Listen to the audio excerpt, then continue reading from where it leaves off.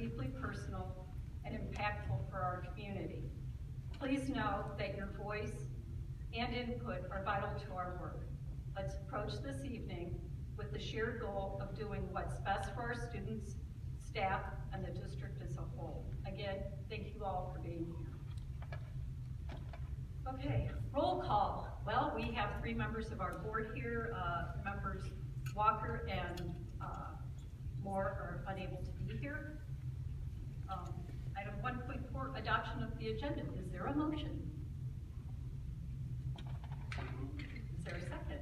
Second. All in favor, say aye. Aye. Okay.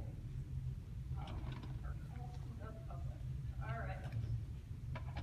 According to ARS 38-431.01H, governing board members may not discuss or take legal action on matters raised during an open call to the public.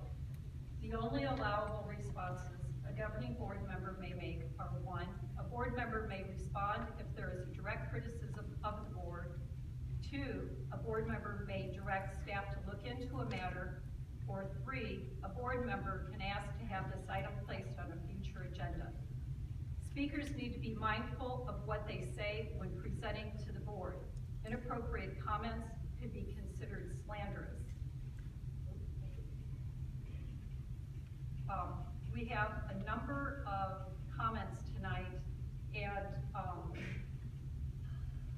when you're called up, I will let you know how much time you have. Some people have combined their times. Our first speaker will be Katie Clark, and she will have 3 minutes.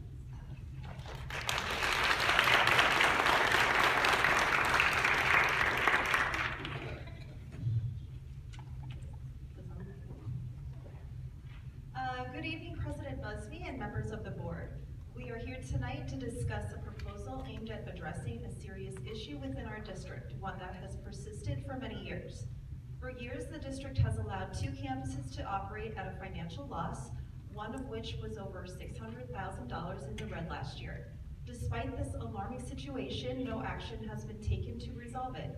Additionally, the district has long understood our community's financial climate, including the challenges associated with passing bonds. These financially struggling schools, despite low enrollment, have been allowed to operate at a loss, leading us to this critical moment.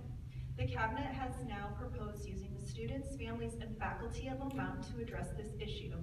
This plan asks Lone Mountain students to sacrifice their stability, disrupt their community, and bear the consequences of years of poor financial decisions made by the district. Even more concerning is the cabinet's refusal to consider a better alternative, one that prioritizes fairness and the well-being of all students. Instead of closing a high-performing, financially stable campus like Lone Mountain, the district should consider shutting down the 2 schools that have consistently drained our resources over the years. This alternative solution would preserve the school communities for every campus, ensure that families are rezoned together, and avoid unfairly burdening Lone Mountain families.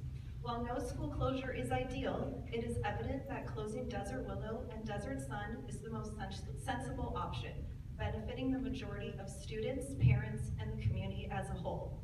The board is responsible for holding the district accountable. It must ensure accountability and demand recommendations that reflect sound decision-making while prioritizing the best interests of all students.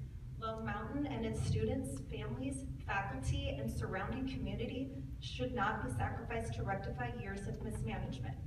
As a teacher who has served on staff for the past 8 years, and as a parent of 2 alumni from this school, I am thankful for the chance to speak here tonight and for everyone willing to stand up for Lone Mountain. Courage involves both the strength to speak up and the humility to listen. We strongly urge you to listen to the voice of this community. Thank you.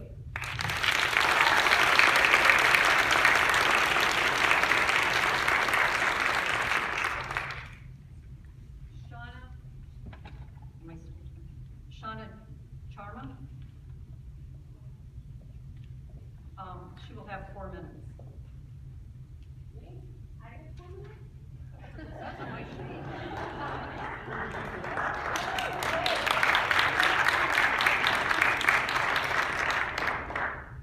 I'm quite shocked I got 4 minutes. I am a mother of 3 kids at Lone Mountain. 2 of them are just in general All I hear is that you're gonna move PALs to Horseshoe Trails, and you're gonna take them away from the familiarity and structure that these children have. Your excuse of that is possibly the horse program. We have a parent who brings in their mini horse all the time. Petting a horse once a month doesn't change that. You have kids. My son, we went to ESA for the beginning of the semester, all last semester. ESA is a joke. That's a cop-out too. There's 40 employees for 80,000 contracts. I paid $11,000 cash and didn't see that money back until the end of the semester. So your reasoning on losing students is a joke. This Lone Mountain, when my son came back, my son for PALS, it was like he was a superstar. I mean, you guys say that when they go to Horseshoe Trails, they're gonna have people, they're gonna have a peer mentorship program, and they're gonna be able to be around others. They are around others. This is the most beautiful community I've ever seen. They are functioning, they are happy. All of these children matter. You guys speak on the community. The community matters. Your poor financial budgeting does not matter. That is your problem, not ours. You guys let a junior high rot and fail, and you've done nothing with it. So we're supposed to let you guys try and do that with our school at the sake of our children. They need that structure. Sir, you're a superintendent. Do you know how hard it was to find your salary? You make about $200,000 a year as about 2022. LoveYourSchool.com posted it. Or .org, Love Your School. They're amazing for financial information. Why are you getting, is everybody else getting raises? Because our teachers who are dedicated for the past 10 years haven't even got a 1% raise, but you know what? They love our children. They're there every day to fight for our children, to make sure that they are wonderful. I mean, it's wonderful. I can't even express the community. The PALs, you want to separate them at Horseshoe Trails, and you want the rest of their friends to go to Black Mountain and Desert Willow. Those kids, who are they, they're supposed to start all over again? That makes no sense. You could take Desert Sun, put it at Lone Mountain, and have a thriving school. You can combine those two schools and still leave it at functioning at like 600+ students. I have a friend up here whose husband, they come from out of district to come to our school. All your excuses fall flat on why to close Lone Mountain. All I see is that it's centrally located so you guys can repurpose it. That's your fault. You guys mismanaged. We did not, so why do we have to suffer? Why does my child who's in PALS, who lives on this structure, has to suffer because of things that are mismanaged? Why? I don't know why I have a minute left. All I'm saying is, really, I appreciate you guys being here. I really do. But look at other options. It's a cop-out. Those are cop-outs. You're not looking. This community draws together. Mr. James Kai spoke for 20 minutes. He had other resolutions. You're not listening. This community, you preach community. This is community. Look how beautiful this is. And there's parents who aren't even here because they transferred because of the fear-mongering.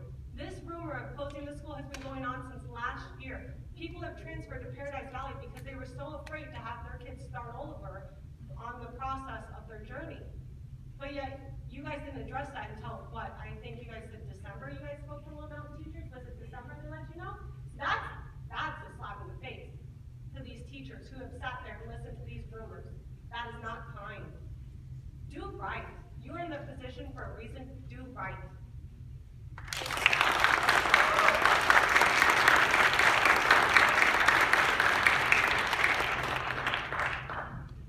Ben Petru will have 2 minutes.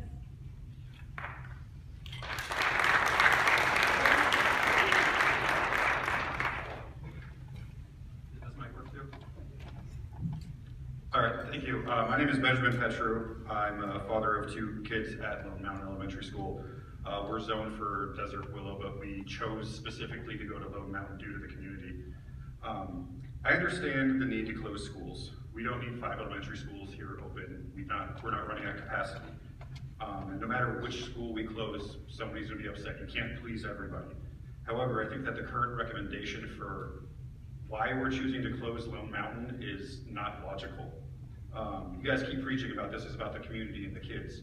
Okay, so we're keeping the Desert Sun community together by transferring them all to Horseshoe Trails. So Horseshoe Trails is absorbing, that's fine, they can fit that. Why would we split up the Lone Mountain community then by splitting them into different schools? You say they're gonna split into 2 different schools, it's 3. They're not gonna just pick Desert Willow or Black Mountain. Horseshoe Trails is also gonna be a consideration. So why not change the recommendation and have Lone Mountain absorb Desert Willow, which makes sense. We can house all of those kids. We have the parking infrastructure, which Desert Willow does not. We have the activity fields for kids to play up sports on. Desert Willow does not. We can't send more families to a school that doesn't have the infrastructure in place to absorb more families. So I don't understand why our Lone Mountain is the one that's being chosen. And I really think that when we bring up these different scenarios, like it was said, James brought up so many different opportunities and different scenarios to go by. And the only thing we keep getting told is you're not going to pursue that because it wasn't the recommendation. The current recommendation is not logical. It's a recommendation that can be changed. So I really hope that you guys will take a look at the different scenarios and at least push this back so you can do the necessary research as to which school is going to be closed. Again, no school is going to be perfect for closing, but it just makes more sense to keep a bigger school.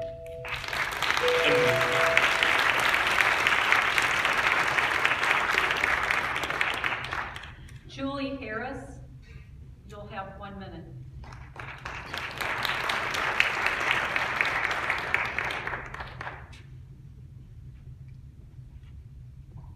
Hi, I'm a member of the community.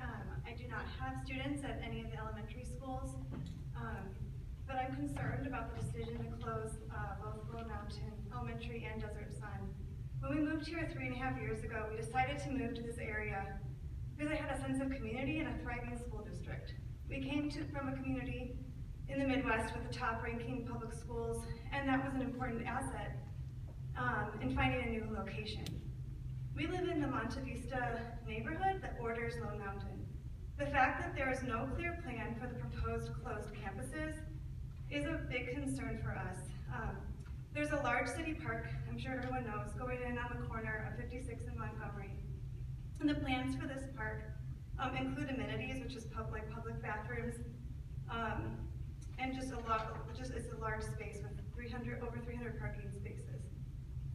With the potential of a large vacant building and a large public park, I'm concerned. My gosh.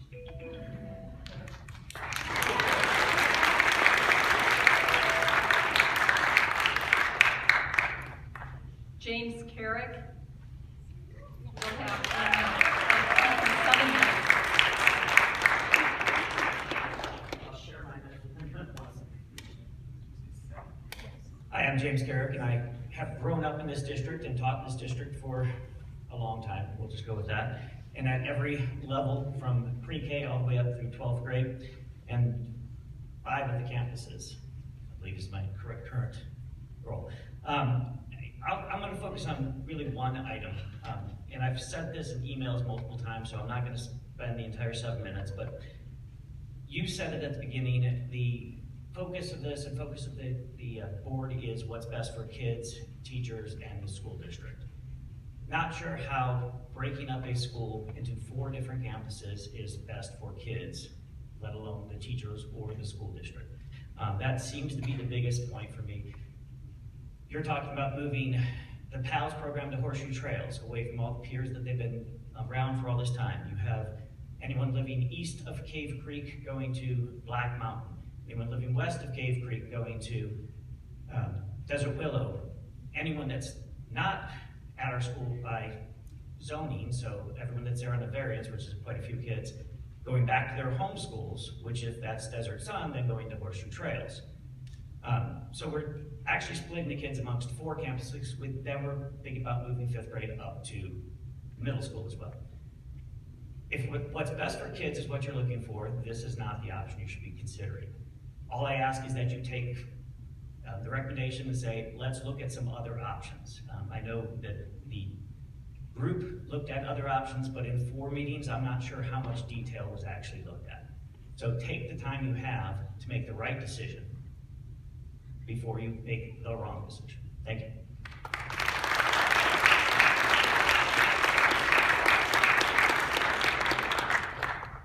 Next is Daniela Quenzler.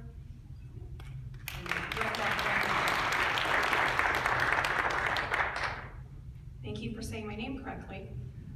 Good evening, my name is Daniela Quenzler. I'm a resident since 2004. My daughters have attended the district since kindergarten. One is in 8th grade, and my other daughter is a senior at Cactus Shadows pursuing the IB certificate. And I'm a realtor. Having been in the district as long as I have, and DSA has been closing for the last 13 years, I always told my daughters that we have the best teachers. As a resident, parent, and professional, I appreciate grocery shopping in our community and running into our teachers around town. I love that about our district, and most importantly, about our community. Without our schools and teachers, what do we have left? If our community does not support education, what's left? Closing schools without a plan is cutting off our noses to spite our face. Is it worth it? I look at the audience and identify our teachers, Mrs. Paul, and I love seeing them here. Thank you for all your support and love and all you do. Please put our students and teachers first.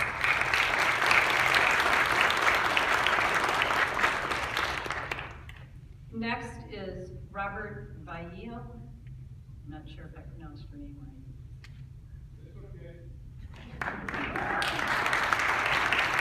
You'll have 1 minute.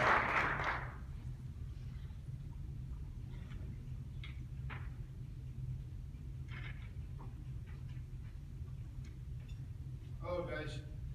My name is Robert Valillo. I've been with transportation for 9 years, approximately 9 years. I'll be 9 years in March. A couple of things. Every time a decision is made, nobody ever considers transportation. Transportation is in a financial mess. Okay, we're down to 23 bus drivers, I believe. All right, so whatever decision is made, you need to take transportation into consideration. We need to operate this place like a business instead of like a preschool here. And that's basically what I have to say. But whatever you do, please consider transportation.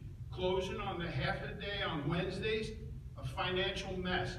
So in other words, instead of guys working 2.5 hours, you're paying them 5 hours. So we use up more payroll. So you have to take that into consideration. When you get half a days, everybody, the whole district should get a half a day. Not just some, go home, come back for an hour. Thank you. So, Thank you.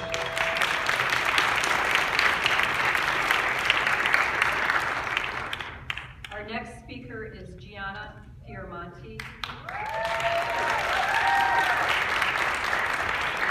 Gianna will have 3 minutes.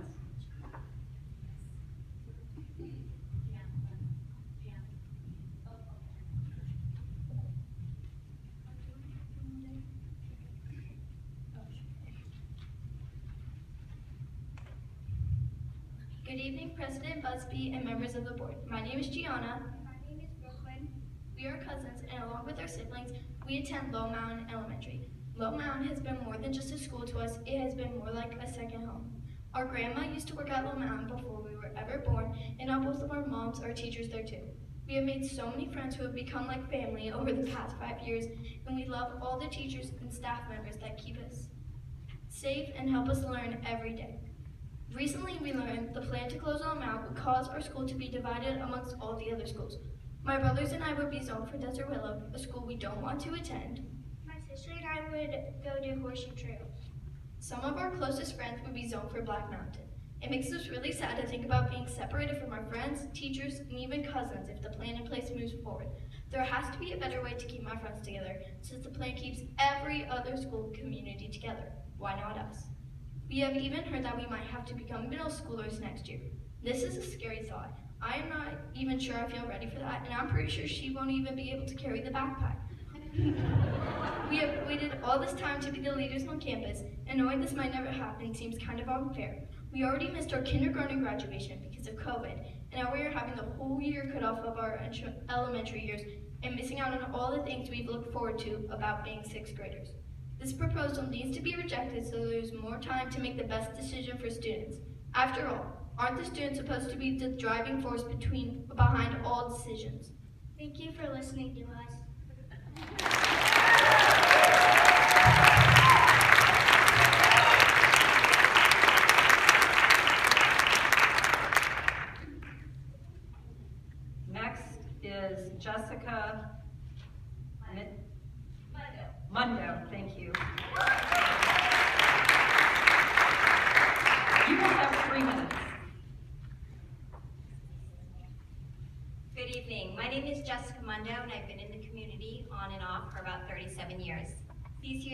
feels like home to me. I attended Cave Creek School, Black Mountain, Desert Arroyo, and graduated from Cactus Shadows. I've been a student teacher here, a room mom, a PTO exec member, a substitute teacher, and now a 5th grade teacher at Lone Mountain. I have 56 children in the district. 2 of them I birthed. The rest are my students that I see just about every day at school, sporting events, gatherings, the grocery store. While I understand the need for change to ensure the success of CCUSD, I'm here to point out that the process in which the recommendation has been made is completely flawed. The cabinet stated that the group met for 8 months. This is false. The group met in May. For a bit of context information, the group met once a month from August through November. 4 meetings. 4 meetings at 3 hours each. 12 hours is not enough time to effectively evaluate data and create a recommendation that affects so many students. 12 hours, however, is enough time to guide the group down a predetermined path of closing LMES and DSA. While I appreciate their effort, the group lacked business expertise and financial knowledge. The district should have utilized the valuable members of our community, the CFOs, the land developers, business owners, the marketing exec. The experts should have been a part of this group to look at all closure options.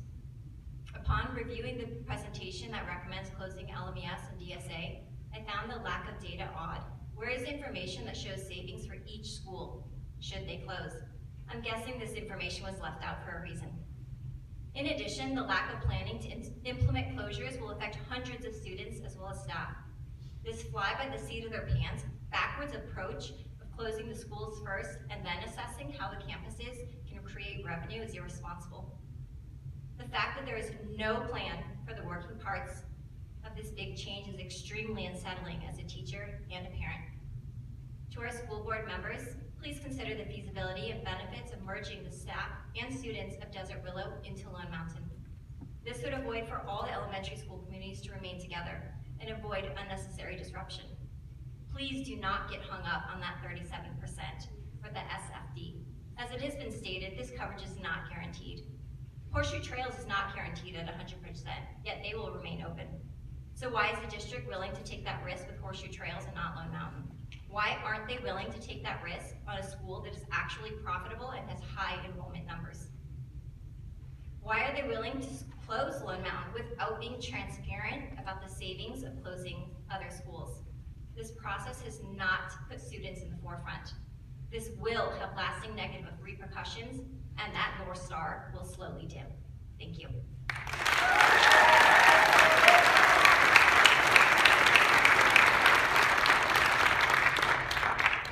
Next is Carrie McCullough.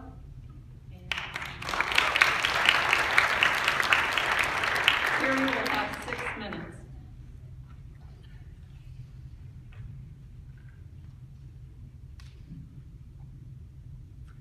Members of the board, thank you for taking the time to listen to our community as you are faced with challenging decisions that will ultimately upset some people.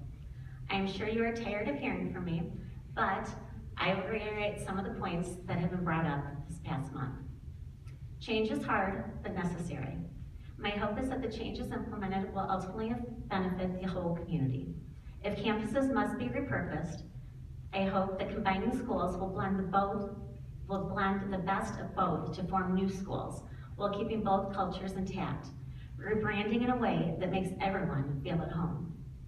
Many moons ago, in 2002, I was given the responsibility of relocating what is now the PALS program from Desert Willow Elementary to Lone Mountain Elementary.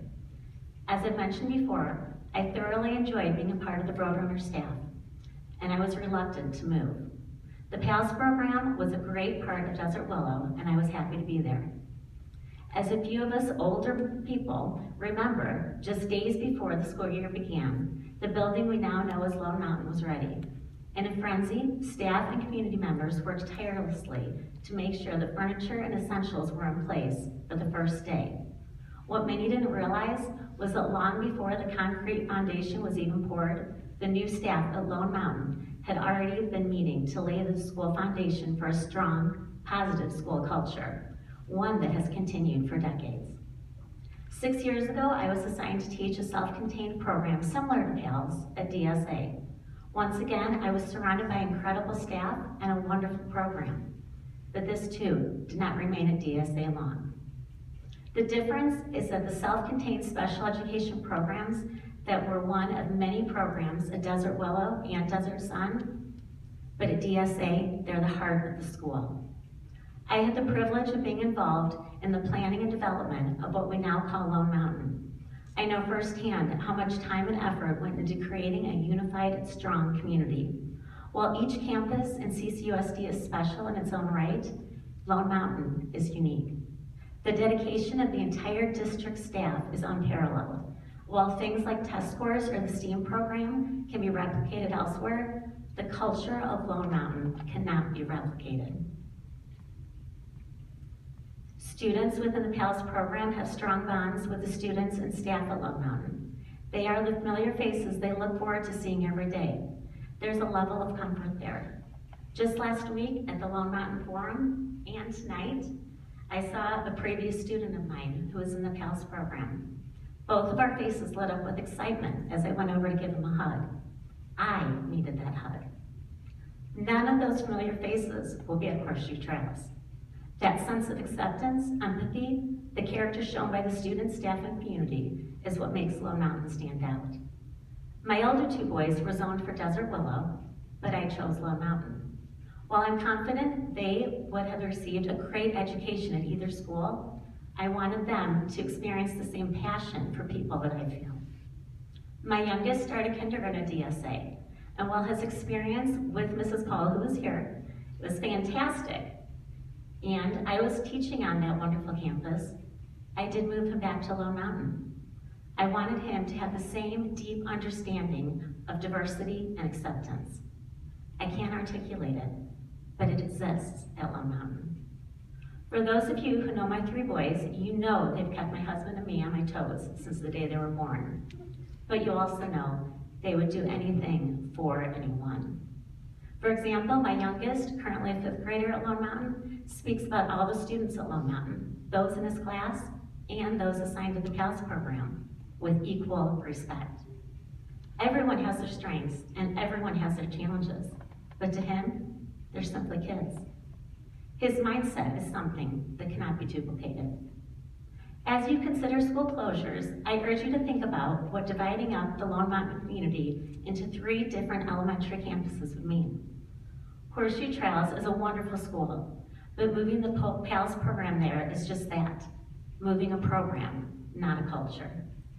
Similarly, while both Desert Willow and Black Mountain are exceptional schools, splitting up a small group of students across 3 campuses means expecting them to adapt to existing cultures rather than sharing this unique culture that defines Lone Mountain. It's a loss for everyone. I'd like to leave you with a quote by Brian Skavnik that hangs in the front office of Lone Mountain. Some kids are smarter than you. Some kids have cooler clothes than you. Some kids are better at sports than you, but it doesn't matter. You have your thing too. Be the kid who can get along. Be the kid who is generous. The kid who is happy for other people. The kid that does what's right. Be the nice kid. This is the essence of the culture at Lone Mountain.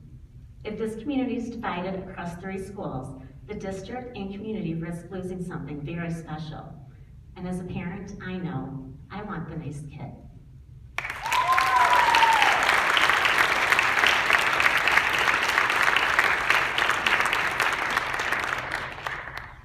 Next is Erin Eros.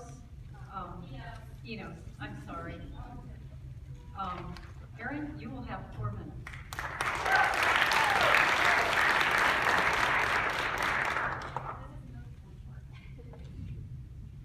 Good evening. I'm not going to talk about the amazing, first off, my name is Erin Enos. I have 2 children at Lone Mountain. I'm not going to talk about the culture tonight. I'm not going to talk about the incredible staff. I'm going to talk about my concerns. When you move into a district, I think we all believe that we're going to send our child to elementary school and then they're going to go through the district, right? Our goal is to have them graduate high school. And as I sit here and I was in the meeting on Thursday, my major concern is, what is the vision of our district? What does our district look like in 3 to 5 years? If we are talking about closing schools, which is such a heartbreaking, challenging, but seems necessary position, what does the vision of our school look like? Because for me, if I was being told that we were closing Lone Mountain, but the generated revenue from our building was going to give teachers increased salaries, or we were going to be able to have additional programs be brought back in, and I understood the marketing strategy and the financial implications and the gains, and I understood the profit structure for the next 3 to 5 years, I think I could understand and wrap my brain around it. And I would be sad, but it would show me that they have a vision for this plan. However, we were told that they were going to close our school, and then they were going to determine what to do next. And that's the part that really is unsettling. Because I want to know that the district is thinking about what's next. I choose to open enroll into Lone Mountain. My home school is Desert Willow, and no disrespect, but I won't send my child there for all of the incredible reasons. I feel that Horseshoe Trails would align better with the culture and community, and I'm concerned about open enrollment and class sizes. Currently, my child is in a class size of 24 kids. His teacher is here tonight, and their class is very well managed. I'm a room mom, I'm gonna be there reading tomorrow, and things run really smoothly. And I can tell you that as a marketing executive or former marketing executive, talking about class sizes is something that parents want to hear about. They get excited about hearing 24 kids in a class. They get very concerned when there's 36 kids in a class. And I understand there's regulations and there's class sizes and there's ceilings, but as we talk about what brings people into a district and word of mouth, class sizes and specialty programs like our PALS and like our STEAM are what attract people to come into this district. So I understand that there's a committee, and no disrespect to the hard work, but I would urge you to look at other options. Have we run multiple financial scenarios? Have we investigated different ways to utilize the building when we're closing it?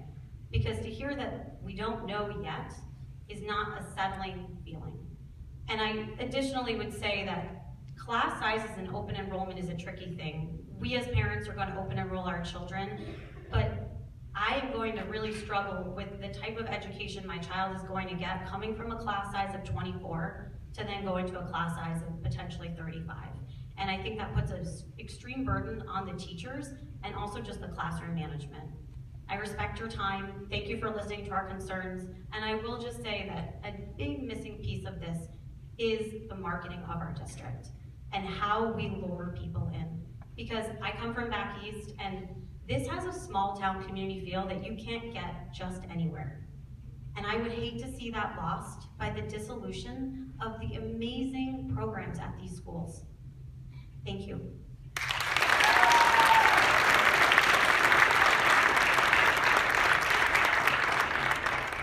Next is Marla Riney, and Marla will have 2 minutes.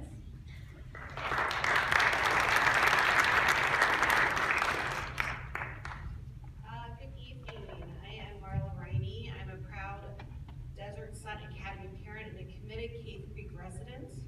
I'm here to discuss the importance of safeguarding CCUSD's future. I love DSA and our teachers and our community, but I'm also a realist who has been actively involved in the district's most recent and unsuccessful attempts to pass both bonds and overrides. I understand the need for tough decisions, but I urge us to prioritize solutions that strengthen our district's enrollment, identity, and long-term success. CCUSD's greatest strength is our close-knit, student-centered community. Here, every child is known by name, valued as an individual, and supported throughout their education journey. Competing directly with large surrounding districts or ESAs is not the answer. Instead, we must leverage what sets us apart to attract families back to our district. We need long-term strategies that prioritize enrollment, growth, and responsible stewardship of resources to ensure sustainability. Future-focused, solution-oriented conversations were not a part of this decision-making process, and closing schools without these types of conversations, including ways to increase enrollment, is a disservice to our community. There are potential solutions that could be discussed. One is grade-banded schools. This promising model isn't about closing schools, it's about reimagining how CCUSD educates our students and focuses on our strengths. Keys to this model include age-specific campuses, a pre-K through 2, a 3 through 5, a 6 through 8, and a 9 through 12 that tailor to students' developmental needs and consistent instruction across all grade levels. This model does only require 4 campuses, which is actually better aligned with expected enrollment for CCUSD. Operational efficiencies by consolidating.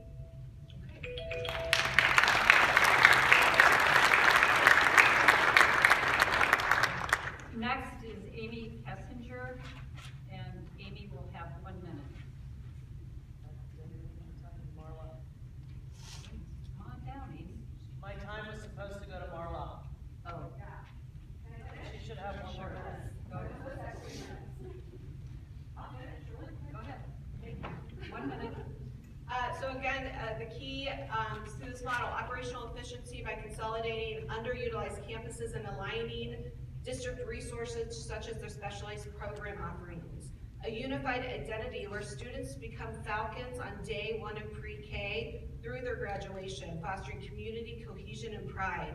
Eliminating competition between elementary schools, reducing PTO requests on families and local businesses, and creating an opportunity to host district-wide Falcon events to build community ties.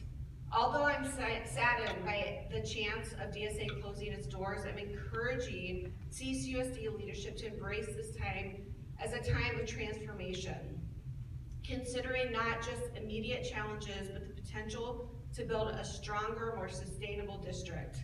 I, along with many others, am ready to volunteer and support this vision or another future-focused solution.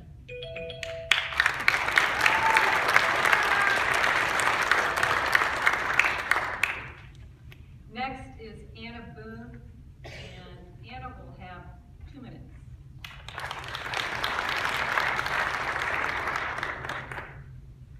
Good evening, board. My name is Anna Boone. I've had the chance to speak before you. This will be my 3rd time. I urge you tonight to not check the box. You are legally required to have this meeting, and I pray that you listen and take the time and not just meet the legal requirement to have this meeting. I and my husband are the parent of a child with a physical disability. When he was born with a physical disability, we were given the incredible advice of give him a community, give him a tribe of people who will no longer see his physical disability. And we have that at Lone Mountain. I know that other parents who have children with disabilities know the same. You've heard it tonight. My child isn't in the PALS program. His disability doesn't require that. But when my child goes to school, the people in this community here don't see his disability anymore. And they don't see his disability as a limitation. Moreover, I just want to comment again about the dedication of our teachers. The community that has created this environment for my child to thrive is because of them. They are the backbone of our institution. They have invested time, energy, and care into each and every child, including all 4 of mine. And the closure of our school and the comments made last Thursday have me very concerned about the future of our teachers, the future of our community. My husband and I were both raised in this community. We were raised in CCUSD, and we chose to raise our family here. And to echo other comments tonight, I urge the recommendation, and I urge you to consider all the options, not the one currently being presented.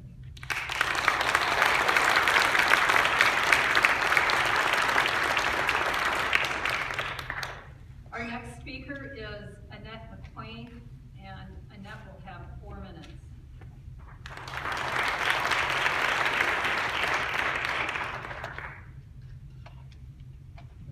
Hi, good evening. My name is Annette McQueen, and I have 5 kids that have attended CCUSD. Currently still have 4 kids and 1 at ASU. My husband Zach and I have over 25 years combined in real estate, and we're not that old.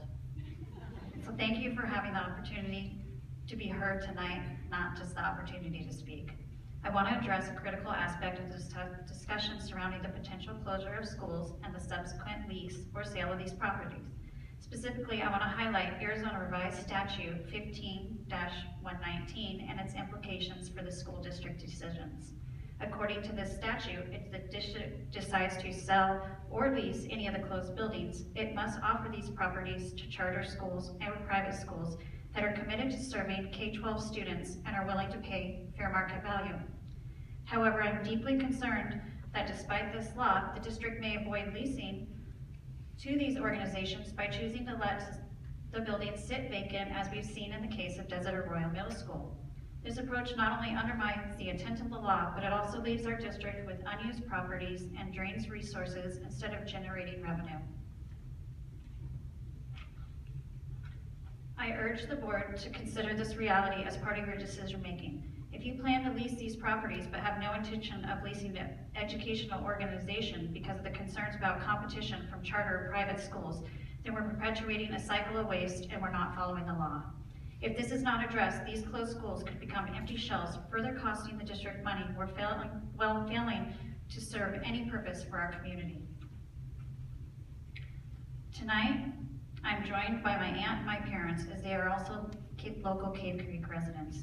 In closing, I strongly urge the board to pause this decision until a committee of community members and district representatives can review these factors and create a comprehensive plan that aligns with our legal obligations and the best interests of what is going to happen with our community. Why are we going to displace our public school students in order to move in private and charter school students into our public school buildings?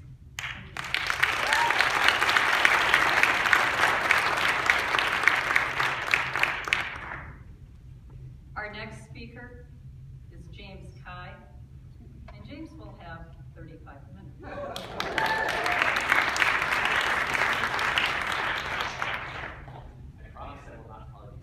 Well, me.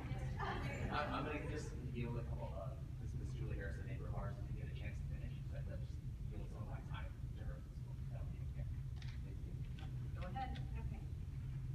1 minute went too fast for me, so I'll just, it kind of does tie into the previous speaker. With a potential large vacant building and large public park, I'm concerned that there will be an increased risk for crime, vandalism, homeless encampments, and I just want to know if there's a plan for these buildings and campuses as a concerned community member. If they are closed, will they sit vacant like dams, which has been vacant, I've heard, for about 12 years? Will they become a charter or private school, which will take enrollment away from CCUSD? Will you sell the buildings to developers? I think as a community member, and everyone in this community deserves to know that before a decision is made, and hopefully you have thought that through. A decision of this magnitude demands a clear and thoughtful plan. Leaving these questions unanswered creates uncertainty and distrust in the community. Before moving forward with a decision, the district owes the community a comprehensive roadmap for the future of these properties. In addition, while closing schools may save operational costs in the short term, it can create long-term financial burdens. Declining enrollment due to community dissatisfaction, reduced property tax revenue from families moving away or out of the district, and potential legal challenges from poorly executed transitions all carry significant costs. Are you looking at the full financial picture? A rushed decision today could create financial headaches for years to come. Please ensure your fiscal strategy considers not just immediate savings, but long-term stability.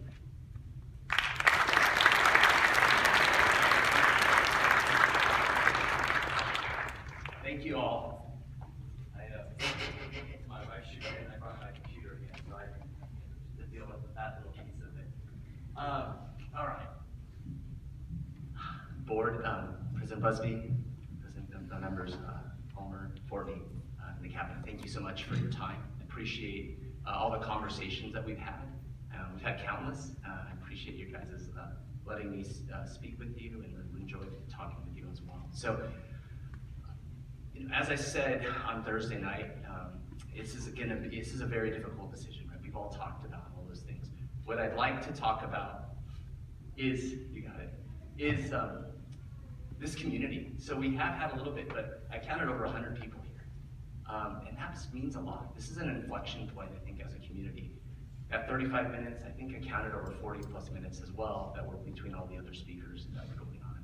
So I also look at this as an opportunity as our community is coming together for this inflection point. And I appreciate everyone's dedication and desire to come out here to support the schools, the district, and finding a solution that will work for our entire community as well. So with that, I'm going to dive into a couple of things that I had talked about previously.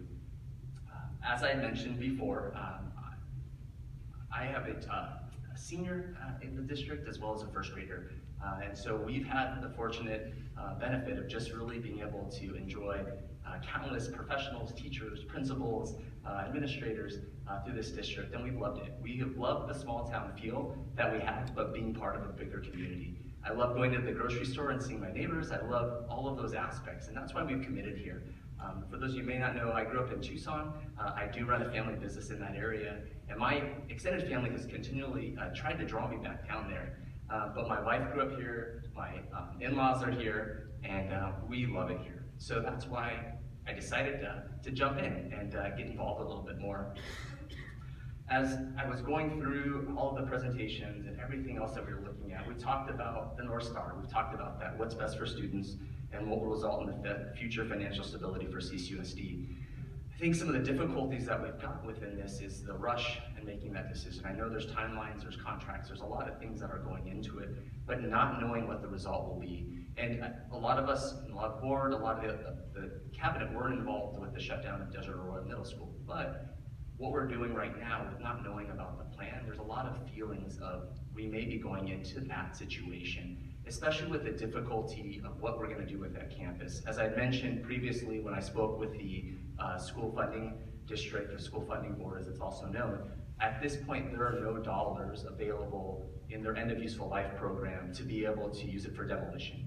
So that makes it really difficult. We really need to figure out what some solutions are, and if it's $1.6 million, how are we going to overcome and do that? I think additional meetings, bringing together the community, bringing together experts in the area would help with that, and trying to solve some of those items that we've got there as well.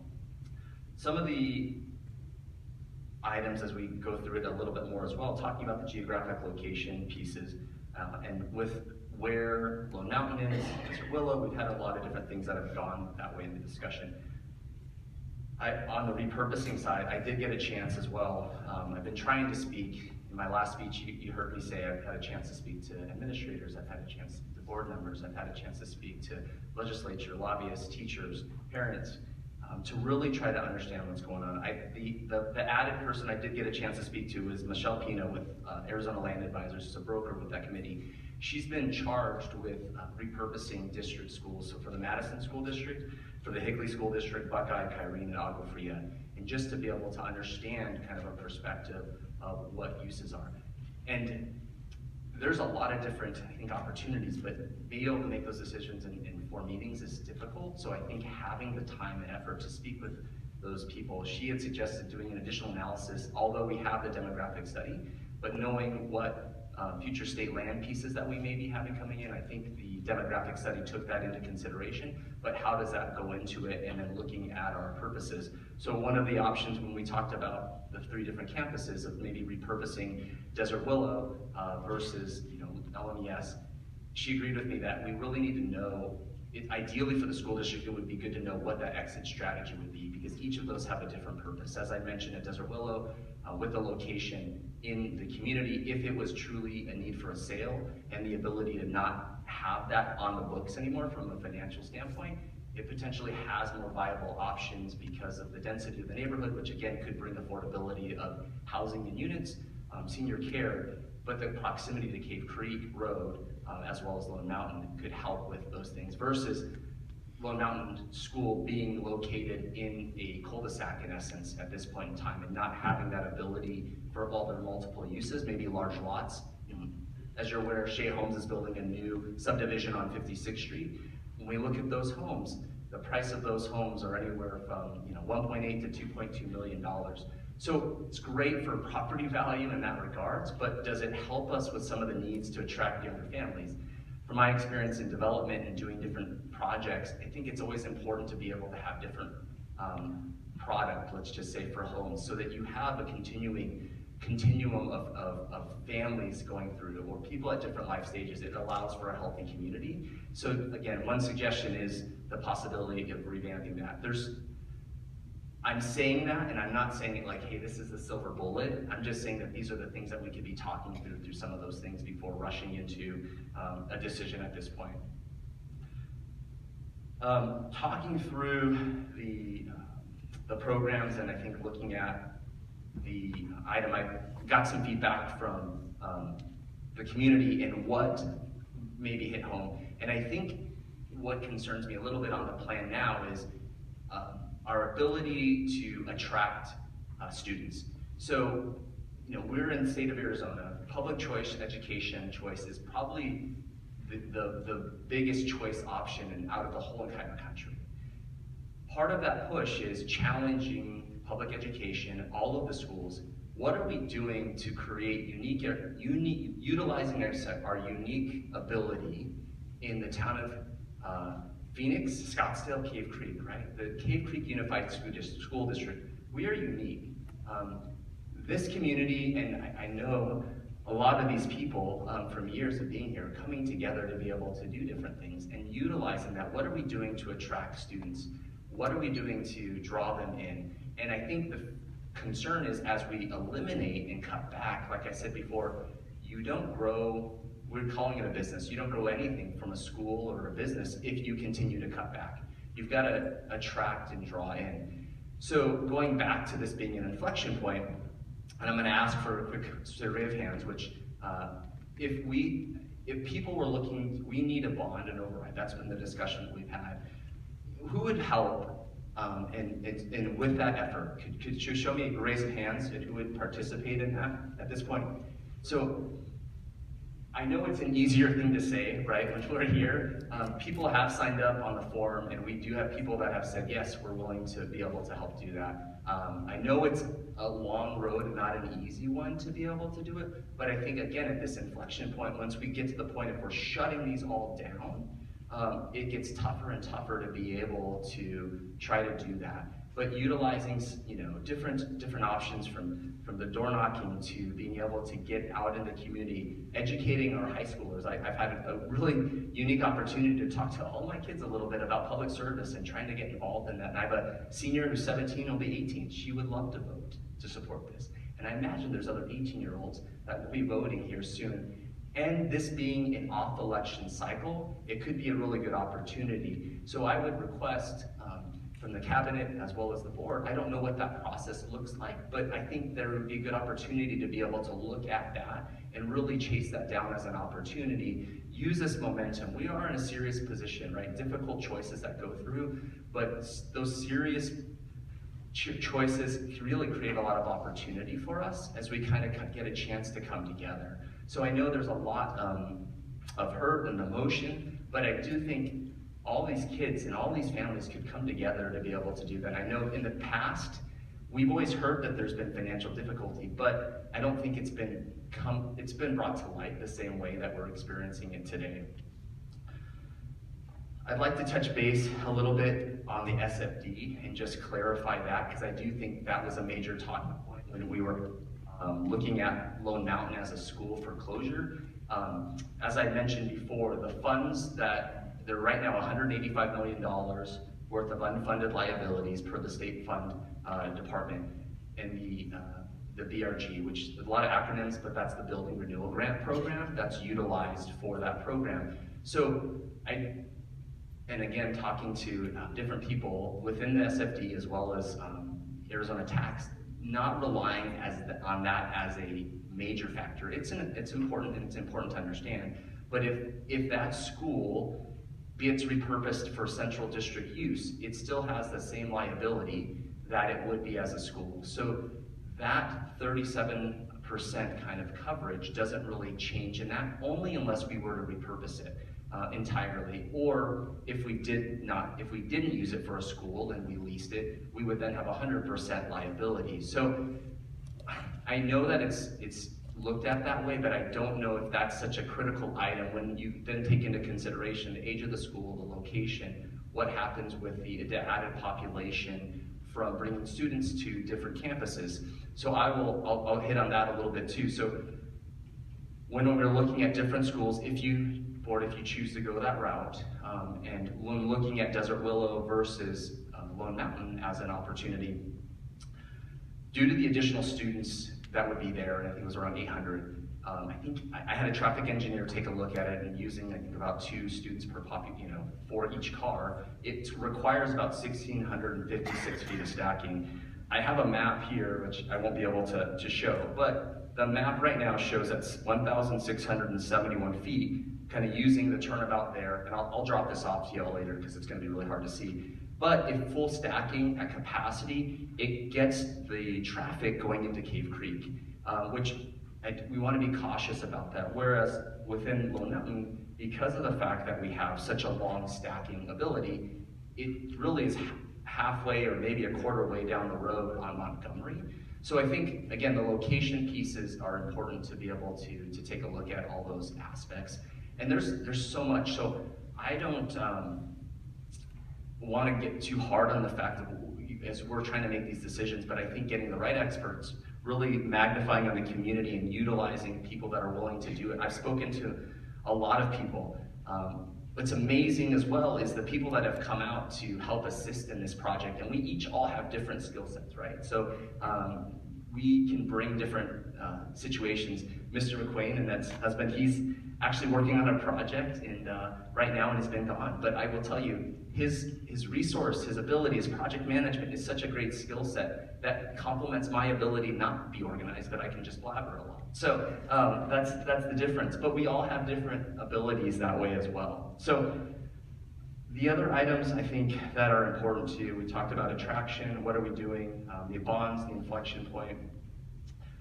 The key items, kind of looking at it, are strategic. Here's a couple of main bullet points when looking at all of these things. So I've been one to say, let's get community-centered solutions, which I hope you feel like, I think everyone here has an emotion, but they want to come together for solutions. They want to come together to bring our community together, and then making data-informed decisions. So going on that route on a data-informed decision, I think it's important to look at our savings that we're looking at. So when I ran the numbers and kind of using Mr. Plutnick, your numbers that you had, the savings for Desert Sun as a recapture, and we talked about this on Thursday, was about 25%. So meeting all of the expenses that you had, the savings, and then potential student loss, you would save about 25% from the original expenses, whereas Lone Mountain, you're at like 13%.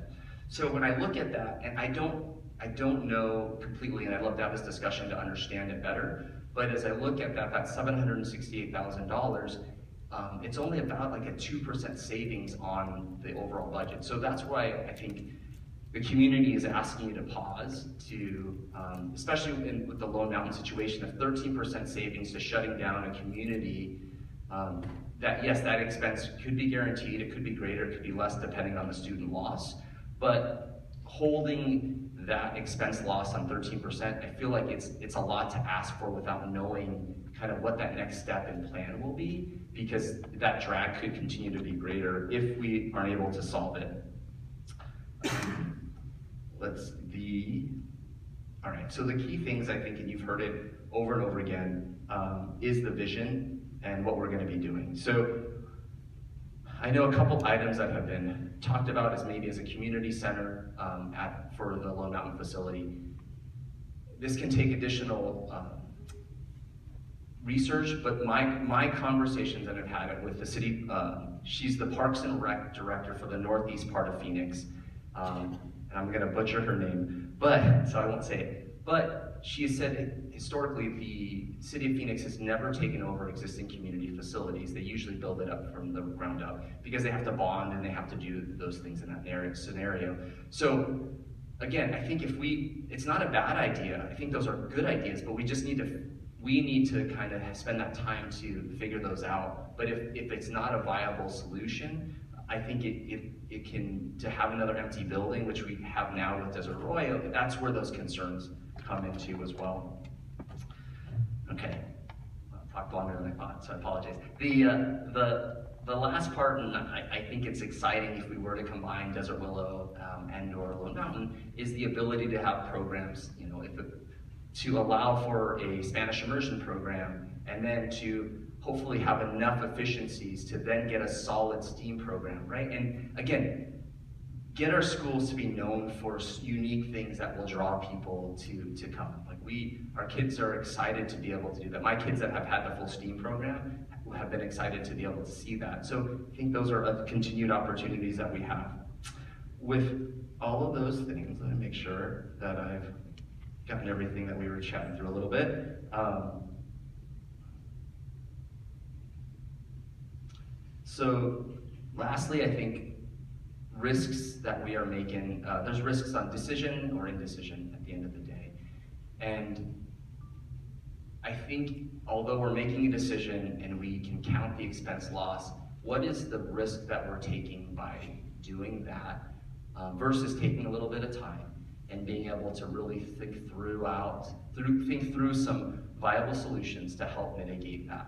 And Michelle said this, Ms. Pino from Land Advisors, she said it's so much easier to slow that down than to undo a school closure, right? To have families that we've had, I've had countless conversations. Well, we're looking at other schools in the PV school district, we're looking at other places here. So getting them back is gonna be hard. I know sometimes there's that chance, but getting them back once you undo it, especially, like I said before, Lone Mountain has got a unique culture that's more qualitative, I would say, than exactly quantitative. Whereas, a Spanish immersion program, you've got the horsemanship program, arts, there's the community of caring, the combination of our PALS program. There's a lot of different things that are not exactly easy to just lay out, but when you're there, and we've been, the example of going through as many principals that we've had, the community continues to stay and people continue to be there with caring about each other. Okay, so with all of that, I really appreciate your time. I do appreciate the time I know that you're all spending in this, and the amount of diligence, and the time that you guys have spent too in the cabinet. I know this is not an easy spot for any of us to be in. It's important to do that. Sorry, last one, since I still have 15 minutes. I do think it's important, whatever those decisions that are made, and it's the communication of it. You've heard from a lot of our teachers that way as well. They care, they've been here, and I don't think it's intentional on that side from you, but the communication of not having this equality of potentially looking at their position and getting it, or having a position but not knowing if it's that. So if there is closures, if there's things, it's utilizing and finding the best teachers across the board and not keeping people just because they were lucky this time and their school didn't get shut down to have that chance to be able to do that. So take all those things into consideration. I know you guys are thinking hard about it, and appreciate the time and effort that you've done that way as well. So thank you very much for your time, and appreciate the support of everybody coming out here. Thank you.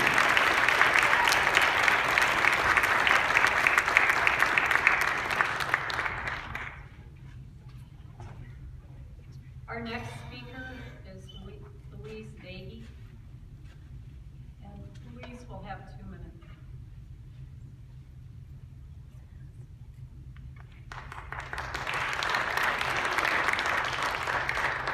Good evening, President Busby, members of the cabinet, and members of the board. Thank you very much for being here this evening. I come to you as a community member. I've been in this community since 2002. My children all graduated from Cactus Shadows. I have two granddaughters. One is in currently Lone Mountain. This is a very hard and difficult decision I know that you guys have been presented with. I also know that being on the facility boards committee, rather on the latter part of that, I do know that it was presented to everybody in the community that people could volunteer or be a part of this. So I do encourage everybody that if you, and it's amazing that you're all speaking up now, but if we go forward with whatever the new Cave Creek Unified School District looks like, it's uncertain at this moment, that you would get involved. You've got amazing ideas that hopefully this won't happen again. We do have a decline in enrollment as far as we live in a very affluent neighborhood that people cannot afford to come up here to have families start their kids in these communities. We're blessed up here for that.